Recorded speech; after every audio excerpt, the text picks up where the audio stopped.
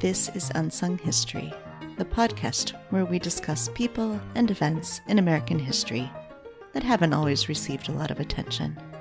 I'm your host, Kelly Therese Pollock. I'll start each episode with a brief introduction to the topic, and then talk to someone who knows a lot more than I do. Be sure to subscribe to Unsung History on your favorite podcasting app so you never miss an episode. And please, tell your friends, family, neighbors, colleagues, maybe even strangers to listen to. In 1951, 25-year-old William F. Buckley, Jr. published his first of many books. In the book, titled God and Man at Yale, The Superstitions of American Freedom, Buckley critiqued his alma mater for what he saw as indoctrination of students into the ideas of liberalism and socialism, with an enforced hostility to religion. God and Man at Yale put Buckley on the map of American conservatism, and within 2 years, he was the inaugural president of the Intercollegiate Society of Individualists, or ISI. The ISI, backed by the deep pockets of the William Volcker Fund, led programs on college campuses to spread traditionally conservative ideals. In 1960, Buckley, who had by then founded the conservative magazine National Review, invited a group of around 100 young conservatives to his home in Sharon, Connecticut, with a plan to form an organization with a more activist bent than the intellectual ISI. The resulting organization was called Young Americans for Freedom, or YAF. On September 11th, 1960, the group adopted a statement written there by another Yale alumna, M. Stanton Evans. The Sharon statement began, quote, "In this time of moral and political crises, it is the responsibility of the youth of America to affirm certain eternal truths. We, as young conservatives, believe that foremost among the transcendent values is the individual's use of his God-given free will, whence derives his right to be free from restrictions of arbitrary force, that liberty is indivisible, and that political freedom cannot long exist without economic freedom," unquote. The statement continued with another 12 principles about the role of government and the market economy, and asserting that international communism was, quote, "the greatest single threat to these liberties," unquote. YAF grew quickly, and by March 1962, over 18,000 people attended a rally at Madison Square Garden in New York City, sponsored by YAF. At a time when there were conservative elements in both major political parties, YAF was nonpartisan.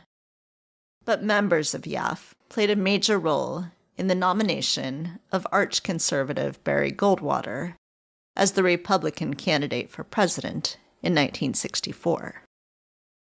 By the late 1960s, college campuses had become sites of unrest by the left, as students led frequent protests against the increasingly unpopular Vietnam War, especially after changes to the military draft in July 1969 removed the deferment for currently enrolled college students. Anti-war sentiments weren't the only cause that the student left championed. There was also a progressive push for diversification of both the student and faculty populations, and for the establishment of Black Studies, Gender Studies, and other ethnic studies programs.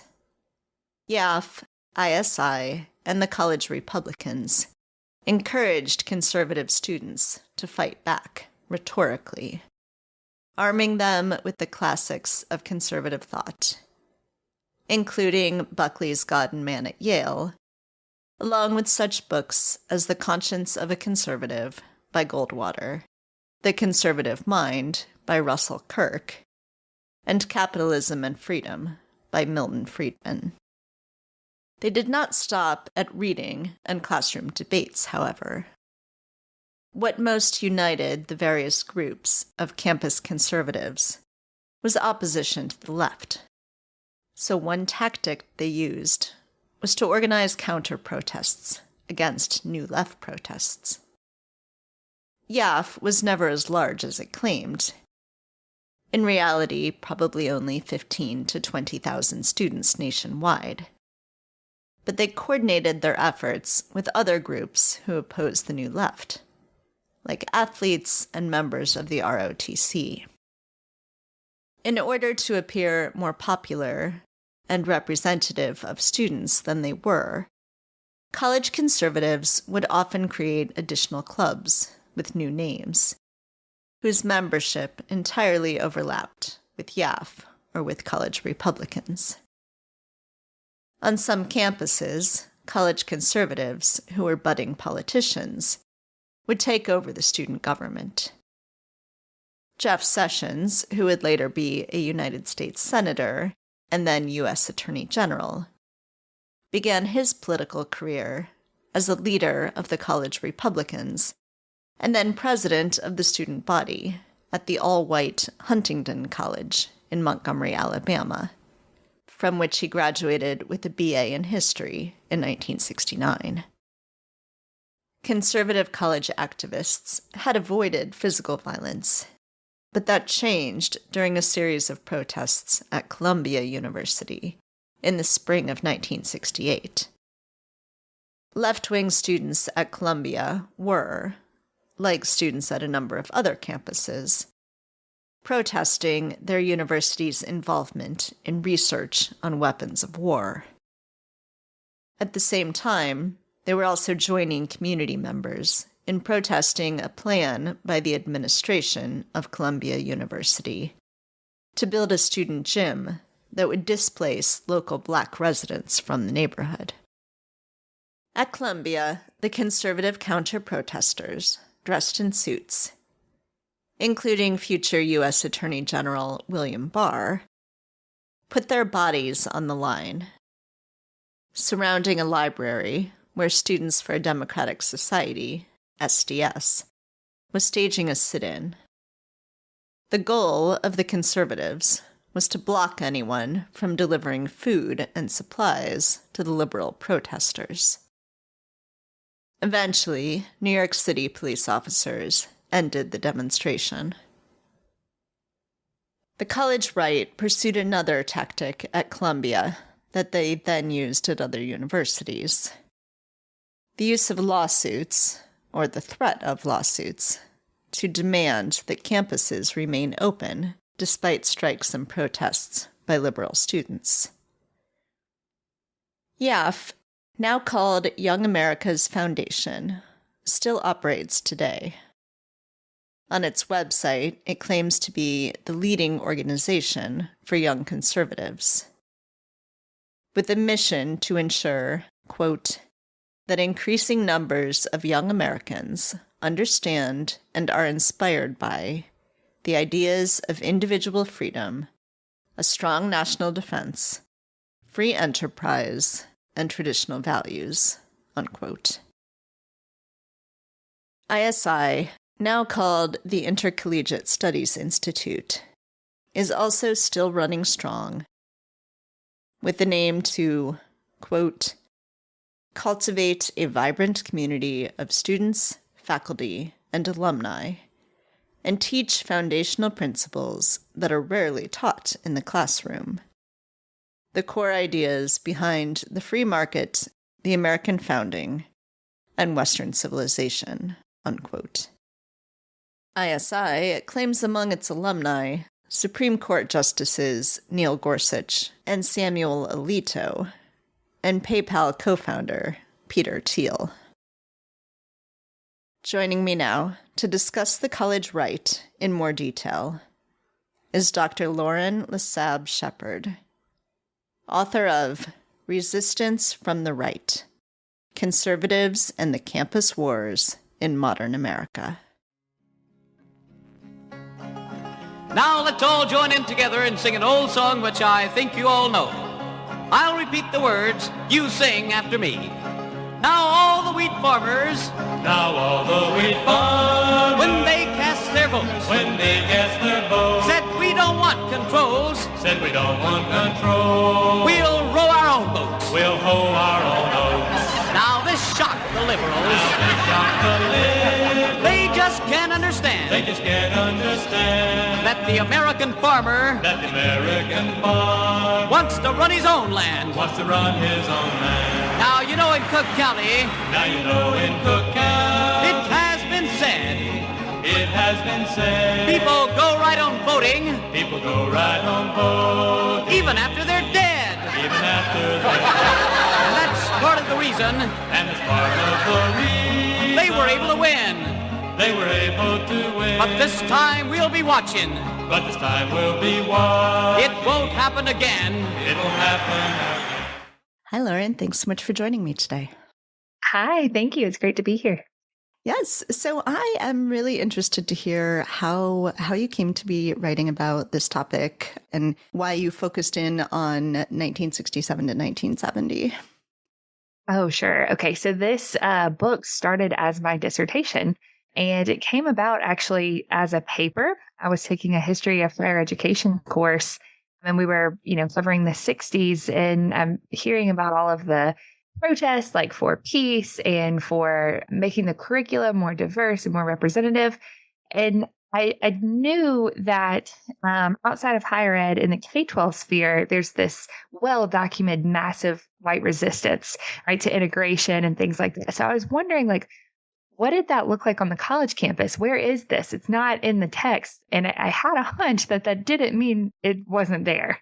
And so, I tried to read as widely as I could. And I realized some of this is kind of included in some studies, but it's really kind of peripheral. Right? There wasn't a focused study on the backlash from students themselves, especially white students or students who were maybe veterans of the Vietnam War who had come back, or students who were in ROTC and they were training to become officers to go to Southeast Asia and fight. And another layer of context here, this was 2016. So we were nearing the presidential election. This is the fall semester. So campaigns at the height of its point. And I knew that Trump in 68 would have been at Fordham. And so I was like, where is Donald Trump, the college student, in the record? And I couldn't find him anywhere. I mean, he didn't really seem to play any sort of role in the campus wars. But I mean, I was just thinking, there've got to be other figures, right, of his generation and of course I came to find out that there were lots of people that we recognize in politics today, right? Newt Gingrich was a part of all of this, William Barr, Jeff Sessions, both attorneys general. And so there's all of these names that I'm coming across, and I'm like, I have to write about this. This has to be part of my dissertation. So a paper turned into a dissertation, turned into a book. So tell me a little bit about the sources that you used. And I know you did some oral histories for this. So can you talk a little bit about that and your approach to doing this work? Yes. So starting in the archives was kind of difficult for me. So as a grad student, I didn't have lots of funding. And I knew that Young Americans for Freedom's papers were kind of spread throughout the country. I mean, there's some of their papers are in Yale Sterling Library and the William F. Buckley Jr. collection. There's some other papers in the Hoover Institution. Also, the College Republican papers are there attached to Stanford. So both coasts. And I was based in Mississippi. And without a lot of money to get there, I had to do a lot of this online. And in fact, after the dissertation, when I did actually have money because I had a job, I was able to finance my own travel to these places to get some of the archival sources. So without being able to do that as a grad student, I had to rely heavily on oral interviews and also very, very generous archivists who are willing to scan things for me and email them to me. So that was really helpful. But yeah, in terms of things I was looking for, I started the project out just looking for Young Americans for Freedom, which is one of the student groups who features prominently in the book. And there are a couple of others. So I was looking for YAF papers. I was looking for YAF newspapers. And when I kind of hit a wall, I thought, okay, I'll reach out to these people themselves. I mean, many of them were in their 80s at the time, but they were very, very willing to speak with me, which was kind of surprising. I didn't know if they would want to talk about their time as college activists or not. And so, yeah, I interviewed like 6 people who had been activists in the past. And so the project, in some sense, sort of became an ethnography because I went to these people's homes. I, sat down with them. I had dinner with their wives because most of them were men and their children. I went to CPAC. I went to lots of other alumni association events where I knew I could find Yaffers and others. And so I conducted these oral interviews, and some of them were extremely willing to share their own artifacts with me. So if they had old newspapers or old College Republicans materials or old ISI, it is any sort of memorabilia that they had, they were really forthright in sharing that. And then I guess another major source of my sources was newspapers.com. Found a lot of stuff I had a subscription to Ancestry, and that gave me access to newspapers.com. And so I found a lot of papers that way. So I guess all of that is to say that these projects are doable on a grad student budget. You just have to be resourceful and think far and wide. Let's talk some about YAF and how it started. And you trace in the book that this is not just some sort of sudden, spontaneous coming together of students, that this is a really concerted effort. So can you talk some about the founding of YAF, what it came together around, and sort of what it became during this time period? Sure. Okay, so to begin with YAF is actually even to begin with an earlier sister organization, which is the Intercollegiate Studies Institute, or ISI. ISI was founded in 1953, and it was designed by movement conservatives, a lot of these like anti-New Dealers from the 40s and the early 50s, as a way to be like an conservative intellectual project. And so the very first president of ISI was William F. Buckley Jr., and the first chapter was based at Yale.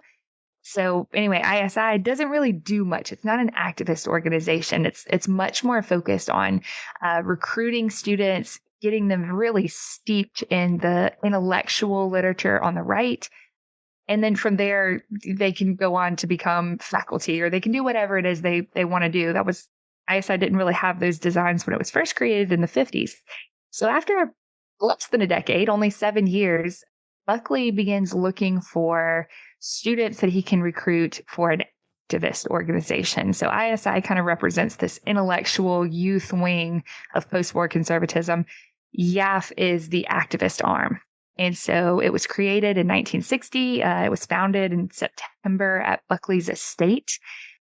And the name of the conference was the Sharon Conference. They met in Sharon, Connecticut, and they drafted their Sharon statement, so their mission statement. And if you were to go to look at the Sharon statement, it's quite concise. It's an easy read. It's short, 1 page, a couple of declarative sentences, and it's basically an anti-communist document, right? You see lots of statements about, wanting to protect individual liberty and freedom and, fighting this communist menace overseas, because this is, of course, we're deep into the Cold War. But it also has some elements of Christianity in there too. So when YAF first started off, it's this activist organization. And then over time, you asked me earlier, why did I start this project in 67 to 70? That's because over time, YAF really, really digs its heels into just being combative, right? So initially, one of the things that I argue in the book is that YAF from 67 to 70 doesn't have its own mission anymore, just completely abandons the Sharon statement.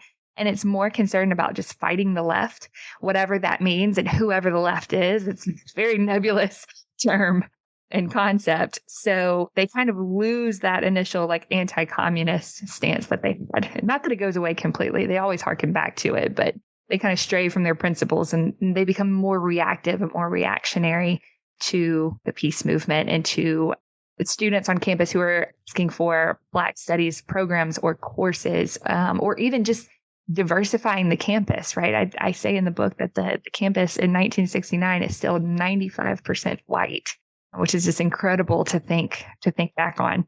Or diversifying the faculty, right? These are things that YAF all becomes opposed to that have nothing to do with its principles as stated in 1960. So yeah, that's the decade kind of development of YAF. Then of course the organization is still around today as Young America's foundation. So I'm interested in the fault lines that kind of develop this, there's this kind of top-down approach to creating things like YAF, but there are fault lines that develop in the 1968 Republican primary, for instance, who different groups are supporting. And then, of course, the split of libertarians, which we still see that tension today, of course, in the Republican Party. So could you talk a little bit about the way these things kind of change over time and when they're more successful at coming back together or when they're breaking apart a little bit, because it's an uneasy coalition sometimes? Oh, extremely, yes.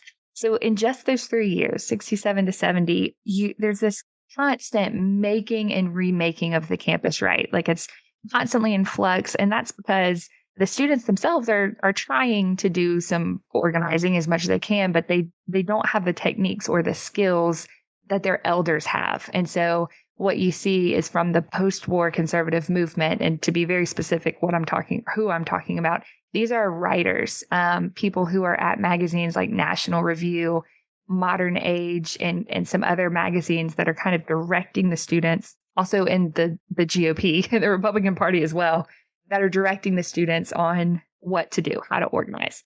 And so a lot of these fault lines are a product of the students themselves being maybe a little bit ideological. So we mentioned ISI earlier. ISI, when I talk about them in the book, that organization becomes like an intellectual training ground. It's almost like a parallel university within a university. So these students are put together in these groups to study the great books and study rhetoric and then come up with intellectual defenses for conservatism. And then they're funded by these movement leaders who are willing to cut big checks that pays for their graduate tuition so that they'll go on to get PhDs or go to law school. Plus, they give them stipends because some of them are married and have families. So ISI is really focused on the intellectual parts. So ISI and YAF kind of brush up against each other all the time. And then there's this third group I haven't mentioned yet, but the college Republicans. So college Republicans are a partisan organization, right? They're not concerned about working with Democrats, whereas YAF has Democrats on its national board, right? Southern Democrats, people like Strom Thurmond, who listeners will probably recognize, and also several others. So again, all three different major groups, and there are more groups, they all have different ideas about what they should be doing on campus. So these mentors, these older conservatives, kind of force them to get together under the least common denominator. And that is, we all don't like the left. Can't define the left, can't tell you who's in it.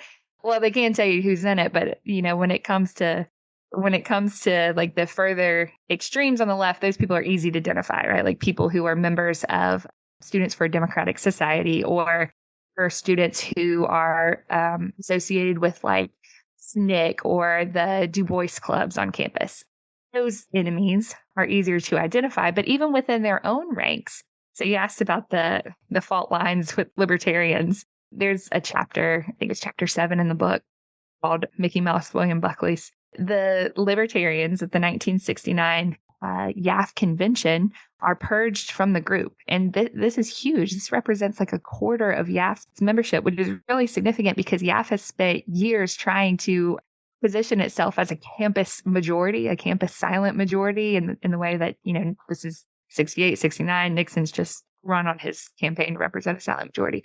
So they're doing that too, but then they're purging a quarter of their members, and the fight is over a couple of things. So what happens at this 69 convention, libertarians are feeling some sympathies towards the peace movement, right? They don't like the draft, especially. That's the big thing. That's the problem for them.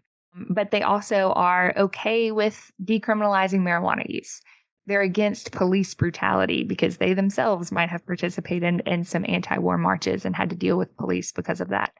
But YAF doesn't like any of this, right? So YAF, for as much as it's trying to build what they call majority coalitions and get these students together, it's also becoming extremely puritanical, right? So like the line is, we don't have crossover with the left. And so because they're kind of squishy on these issues, libertarians are purged. This actually gets violent. I go into more details in this chapter, but the first night of the convention, everyone meets. This is in St. Louis. So they all meet under the Gateway Arch. Buckley stands up and gives this introductory speech. And then you've got the libertarians, also represented with some radical anarchists, who are screaming like F the draft. They're booing at Buckley. They're just creating a ruckus, and this not going to end well. And so there are fist fights. Kids bring the fights back to the hotels. They're like rumbling in the hallways of the hotels. It's not good. But anyway, so the libertarians are technically purged in the summer of 1969. But as I say in the book, and as you alluded to just a moment ago, they're actually never really too far, because the traditionalists who make up the majority of YAF and the majority of the right even today still need to borrow some of those libertarian arguments, right? They still need those justifications, because libertarian arguments, even though they're about freedom and they're concerned with maximizing freedom, but what actually happens when you play them out to the fullest extent is inequality usually. And that's what the traditionalists, that inequality, that hierarchy of social orders, what they want to preserve. So they borrow libertarian language while turning their nose up at people who are libertarians. So you mentioned that these movement elders are writers, that they're running publications, and that informs then part of the strategy of what they're mentoring, instructing, guiding these college groups to be doing as well. Can you talk a little bit about that media strategy, the campus publications that are, not exactly grassroots, and what that looks like? Yeah. Oh, I'm glad that you said not exactly grassroots. Yeah. So I try to stress the point that this is an AstroTurf movement. Like, of course, there are students who genuinely, have sympathies towards conservatism, but they're so orchestrated. They're so choreographed by their mentors. So the example that you asked about, normally when we think of student campus publications in the 60s, we go straight to the New Left's underground newspapers.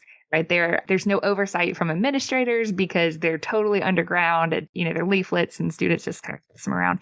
So the student right has their own version, and it's funded. I say it's underground, but a lot of times it's funded directly by the trustees themselves, who are sympathetic. And in one instance, I talk about at the University of Southern California, YAF and either college Republicans or young Republicans, the other group, kind of got together and had a close relationship with some of the trustees and used trustee donations to run the whole operation. And they just coded it as, alumni subscriptions. So the administrator's name wouldn't be attached to it. But I mean, they would fund the whole print run for a semester or a year or however long they needed to. And in terms of content, so the students themselves often did pen their own editorials, or they would do their own investigation about whatever's going on campus. But when they were short on copy, they could always just rip something directly from their mentors, right? So college Republicans as an organization, they had these handbooks. YAF also had them, but they would be issued annually from the national office that said, like, here are articles that have run in GOP pamphlets or newsletters or whatever. Take them and use them. Keep this as a record. And so anytime you need to borrow something, like as an alternate fact, that expression, of course, didn't exist back then, but anytime you need some data to back up your convictions, you can just pull from things that we've already published. So yeah, there's that. And then National Review also was really, really good at working people at National Review. So not just Buckley, but others are willing to read student drafts and comment on them and send them back, right? I mean, they're truly like, this is really good mentorship. I almost wish something like this existed on the left today for our students, but I don't really know of any such organization. But yeah, I mean, it's incredible the structure that they built for these students to train them, to mentor them. And then, of course, they all go on to have long careers. All of the people I interviewed were in some way still involved in politics in their 80s. So you mentioned earlier that before the purge of libertarians, YAF has been trying to say it's a silent majority. It's trying to build up, claim it's popular. And it seems at times like that's the goal, is just to say, like, look how so many people agree with us. They're just not participating, but, they really agree with us. Yeah, they're studying. They're studying. Yeah, they're busy studying. But at the same time, they seem to realize that it in some ways doesn't really matter how popular they are if they can get on the side of the administration or the legislators, or they've got the president on their side, or that sort of thing. Can you talk a little bit about that and the ways that they're really able to do a lot with not that much popular support among students? Yeah. So the book is divided into two parts, and the whole first part is about YAF just organizing, just trying to get its name out on campus, trying to recruit members to its cause, YAF, ISI, and College Republicans, and Campus Crusade for Christ. But part two of the book begins with sort of a lesson that the college right learned after the 1968 Columbia demonstration. So if listeners are familiar, there were two separate, throughout April and May, two separate campus shutdowns, essentially, where students had occupied buildings. Their grievances were over the university's involvement with the Department of Defense and its aid to the Vietnam War, but also for this campus expansion project, gym construction. They were trying to build a new gym facility that encroached in the neighborhood of Harlem. So for all these reasons, there's massive shutdowns of the university that go on for weeks. The student right realized it doesn't have to actually get involved and try to, they do counter protest somewhat. And the instance at Columbia actually gets really, really nasty. But they realize if they can just find who the authority figures are and align with them and amplify them, then they can claim, see, we represent the majority. We speak for the wants of not only all of students, but also for the trustees and for the president and for the community itself. And there's actually something to that. They never, of course, represent the majority of students, but they often do at times represent the feelings or the will of surrounding campus communities.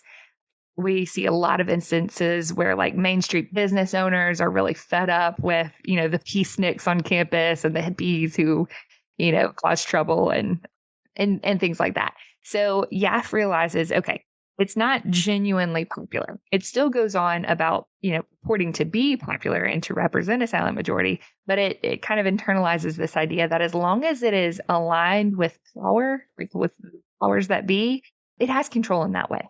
So it can just lie.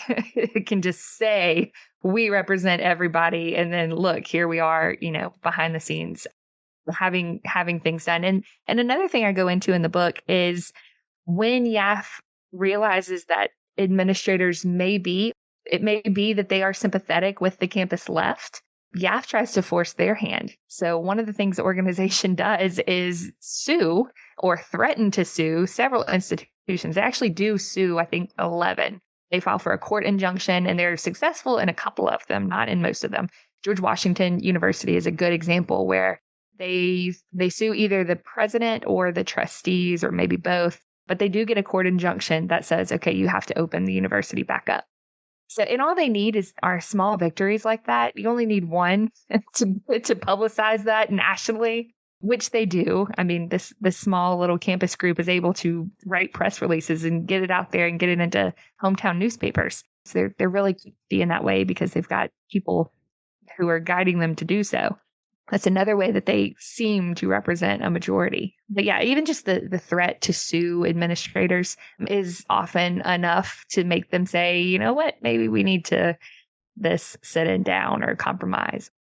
So let's talk a little bit about Kent State and the massacre that happens there. My parents were there. They were on campus then. They watched the ROTC building burn, and they were thankfully not right in the heart of what was happening, but, on campus when the shooting happened. So this is an event that I've thought a lot about, but I had realized, I think that there was larger blowback outside of colleges, that, there were plenty of people who were not college students who were not so happy with students and maybe thought that they deserved some of what happened. I hadn't thought as much about college right and how they might have responded. So I wonder if you could talk a little bit about the response of the college right. It's tricky because, of course, these are college students who have been killed. But how do they respond to that? What is their approach? It's slow. So I'm sure your listeners are familiar with what happened at Kent State, but in the aftermath of Ohio National Guard executing 4 students and harming several others who are not, actually, I shouldn't even say students. They weren't all students, right? Some people were just spectators at this protest that had extended on for several days. So anyway, after the death of Kent State students, there's kind of this, well, there's a nationwide explosion. So college campuses across the country, there are protests, sit-ins. Half the campuses shut down completely because they become so violent. So the way that the student right responds at first is with silence. And that's actually the direction they're given. So David Keene, who at the time I think was, if not the national director, he would be soon. But anyway, he was still an important force. But David Keene tells students, we just need to be quiet about this, right? Just let this unfold. It's summertime, right? Because the massacre happens at the early part of May, and the campuses are almost out for the summer anyway. And so it's like, let the summer pass. We'll pick up back, with with campus wars in after Labor Day. So the direction is to be quiet, but not all students follow that, especially at the University of Southern California. That I spent a lot of time there talking about how students responded. So one sort of gesture that administrators nationwide take is to lower flags to the campus flag to half mast to honor the students. But there are yaffers, young Republicans on a couple of different campuses. Tulane is another one besides USC, who get in tug of wars over lifting the flag back up, right? And so the justification from the right is that this is a political gesture. We shouldn't be doing this, right? This is an example of the administrators running amok, playing politics. And so they can frame it that way to not have to deal with the issue at hand, which is that 4 people were killed by the state, right? For peaceful protests. We know that the people who were killed were either not participating or they were at distances so far that they wouldn't have been the ones throwing, rocks at the National Guard. So YAF, it gets combative on some chapters, but again, the national direction is to just be quiet about this, let it pass. Campus wars, of course, have not gone away. That's a hot topic in the news again. Could you talk a little bit about the importance for understanding this history that you've written about to understanding today and the culture of campus wars and cancel culture and all of that? What's going on today? Yeah, I mean, so in a sense, it's a little bit different. So the story that I tell is about the student left and right. So it's about students. Today, we don't really see a campus left or right. I've thought so much about this, like who represent, of course, there's Turning Point USA on campuses and there's campus reform. There are some of those groups. YAF is still around. There's a Young Americans for Liberty, but they don't make headlines. They're not really big. And I don't know who the equivalent would be on the left. It's the closest thing I can come up with is, and maybe we'll see this as the 24 election approaches. Maybe we'll see a new left group, but maybe some Bernie bros. Like I just don't know who the left would be today. Instead, the campus wars are really GOP legislators versus the culture. I mean, there's no one direct. They're not after administrators. They're not after students themselves. They're after curricula. Maybe that's it. I know in my home state of Mississippi, I'm keeping up with it really closely. Shad White, he's our state auditor, who is himself a Rhodes Scholar and has a master's degree from Oxford, most elite institution in the world, saying that, it's pointless that we have justice studies programs. It's pointless that we have arts and humanities programs. And it's just like, his master's degree is in social and economic history. So I know that he actually does understand this. He's just playing this. It's a bit, I don't know, but it has serious consequences for our students and for faculty. But another thing, I can't be too far reaching with my conclusions because really what we see when we look at say West Virginia, for example, that's not all from the right. That's also from the center, from liberals, right? You could call this neoliberalism, to say, you know what, the money's just not there. These programs are not as successful. So it's just basic economics. It's just basic being responsible with our budget. We have to cut what isn't working. That is not driven by conservative ideology at all. That's, I guess, considered a moderate or responsible approach. But we know that isn't true, right? We know the importance of the humanities. And so like what's happening at West Virginia is a little bit different than what's happening at, say, New College in Florida, which is ideologically driven, right? That's Chris Rufo and the whole new board of trustees. And that's one of DeSantis's projects, and I'm sure there'll be others. So, I mean, it's hard to draw a straight line because, again, the fight isn't between students anymore. It's legislators. It's people who control the purse strings and people who craft laws and have direct influence over higher ed policy and curricula or culture, whatever they're fighting about. And it doesn't look good. I don't end my book on a happy note. I don't end it on a sad note either, but I will say, if listeners are trying to find something, a silver lining in this or something to be hopeful about, I think we've seen an incredible strike summer. People are joining unions, faculty are joining unions, grad students are joining unions. And I think that is really, really important. It hasn't held a lot of success. Like what we've seen at West Virginia University is not great, but in the California system, and I think New School was on strike the New School in New York was on strike last fall.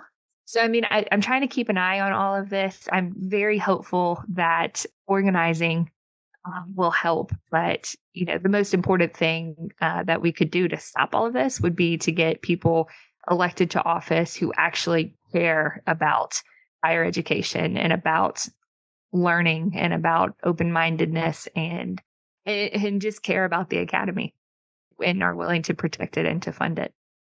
So if listeners want to get a copy of your book so they can read for themselves this fascinating history, how can they get a copy? You can find it anywhere books are sold. I can't believe I just said that. That sounds so weird. You can get it from the press website. The University of North Carolina Press carries it. Also, bookshop.org. Of course, it would be great if you could buy it from your local bookstore. And if they don't have it, please request it. If your institution doesn't carry it, please request it. And then Target, Amazon, Barnes & Noble, all the places. Is there anything else you wanted to make sure we talk about?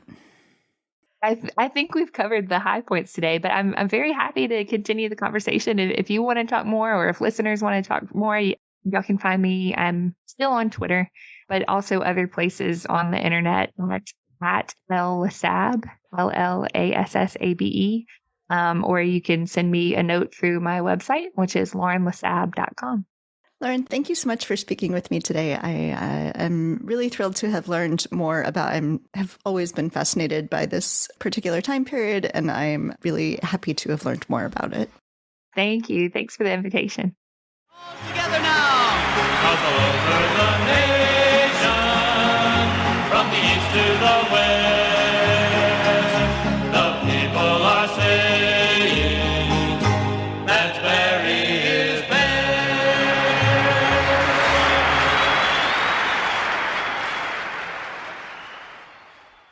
Thanks for listening to Unsung History. Please subscribe to Unsung History on your favorite podcasting app.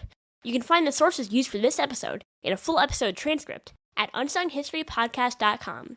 To the best of our knowledge, all audio and images used by Unsung History are in the public domain or are used with permission.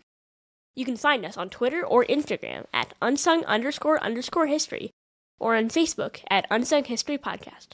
To contact us with questions, corrections, praise, or episode suggestions, please email kelly@unsunghistorypodcast.com. If you enjoyed this podcast, please rate, review, and tell everyone you know. Bye! NSW